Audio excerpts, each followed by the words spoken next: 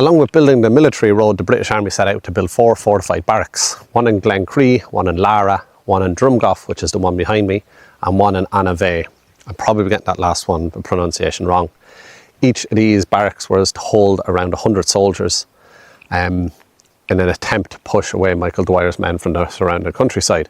This one was actually attacked and burnt. So the original, this is the second construction of it, as it was burnt by Michael Dwyer's men. And then it was reconstructed and fortified again.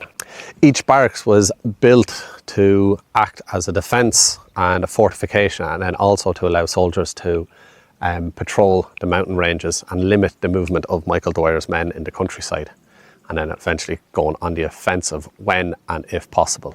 And while Michael Dwyer's men actually surrendered in 1803 and he eventually went to Australia, the road continued to be constructed as it was used as a transport hub. Also in 1815, the French army, Napoleon was defeated, so there was no more fear of French coming, which had been a case in 1798. The barracks then eventually fell into disrepair. Drumgoff turned into an office for a mining company. Supposedly it's undergoing renovation now, but there's nobody here.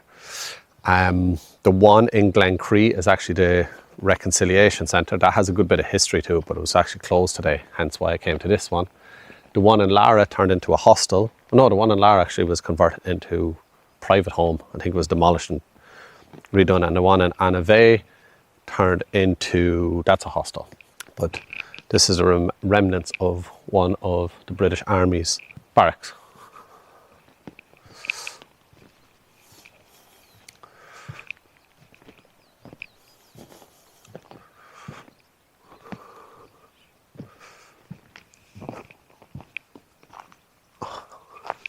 So here's a little bit of extra information I was able to gather about the Drumgoff Barracks. Now, I've never done this before, but if you've got this far, could you please like, comment, subscribe, and do all that good stuff for the YouTube channel? It really does help. Thank you, and this is the rest of the information. One of the last surviving reminders of the British efforts to control the Wicklow Mountains after the 1798 rebellion. Construction of this barracks began in 1801 as part of the larger military project. Its aim was primarily to capture and stop Michael Dwyer. Glenmalure, with its steep slopes and dense forest, had become one of their strongholds.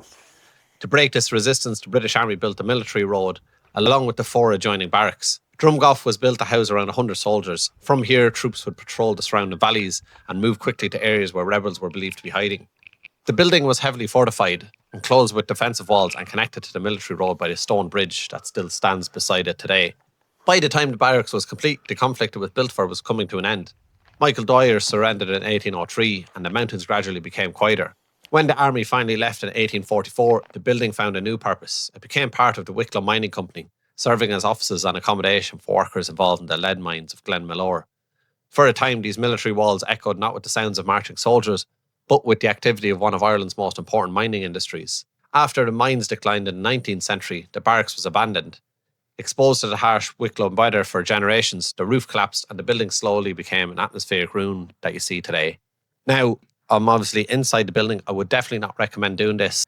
And you can see in some of the images of the video here, you can see where some of the brickwork is collapsing onto the windowsills that have been bricked up. So there's definitely a huge chance of something falling on your head. I was very cautious and took my time, and I didn't spend very much time in here. So yeah, I would probably recommend just seeing this from the outside. There's not a whole lot to see. It's bare ruins. You can see the outlines of walls and rooms and the second floor partitions, but that's about it. But here's a look at a over 200-year-old army barracks built to capture Michael Dwyer.